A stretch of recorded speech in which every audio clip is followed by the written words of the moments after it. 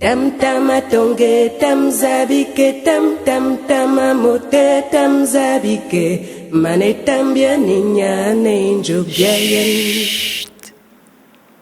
Et la lumière fut dans le silence. Gilbert Solvar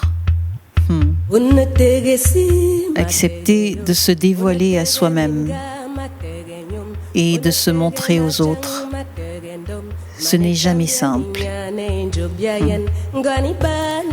Gilbert Solvar, si discret, si attachant par sa délicatesse en toutes choses. Tous les ingrédients de l'artiste, quoi. Alors Gilbert, c'est quelqu'un que je ne connaissais pas et qui fait des choses magnifiques. Ah oui, alors il dit qu'il est débutant, mais je trouve qu'il se débrouille tout en bricolant, comme il dit, hein. Il prétend bricoler, mais le résultat est un très beau travail. C'est très peaufiné, c'est super bien fini, c'est quelqu'un on voit qu'il a la maîtrise de ce qu'il fait, bien sûr. C'était vraiment tout à fait dans l'esprit de ce que je fais, de ce que j'aime. Daniel et Gilbert, une rencontre décisive, finalement. Ils ont le bois en commun, Daniel par la gravure et Gilbert par la récupération, par la seconde vie offerte aux pièces trouvées et magnifiées. Et ils ont trouvé le lieu idéal pour faire converger leurs deux pratiques en une présentation originale. Les œuvres de Daniel sur les murs et les pièces de Gilbert au sol. Et la galeriste, Viviane Pelus, accueillant ce duo avec enthousiasme. Je m'appelle Viviane, je suis la propriétaire de la galerie L'Art en Mêle située sur la rivière Gosier. Je suis Danielle Lacotte, je suis artiste graveur.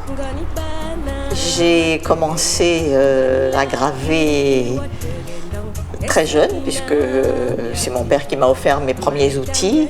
Il était ébéniste. Et donc, quand j'ai fait mes études artistiques, je me suis orientée vers la gravure. Nous avons fait la première exposition depuis le déconfinement.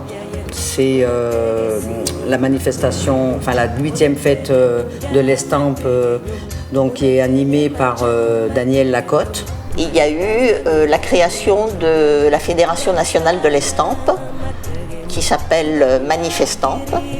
Et cette fédération, depuis 2013, organise des journées de l'estampe, justement pour faire connaître cet art. Et la journée qui a été choisie, c'est le 26 mai. J'ai pensé qu'on pouvait associer à l'estampe une autre technique qui utilise également des matériaux comme ceux qu'on utilise en estampe, c'est-à-dire le bois et les métaux. Donc, j'ai invité Gilbert Solvar. Gilbert Solvar, faiseur d'objets, chiffonnier. Alors, pourquoi chiffonnier? Les matériaux que je trouve, ce sont des matériaux récupérés sur le bord de la route, notamment palettes, pièces de voiture, que j'utilise pour donner une seconde vie à tous ces matériaux. Vous avez vu tantôt amortisseurs, chaîne de moteur, boîte de palette. Vous voyez le sofa, c'est fait en boîte de palette.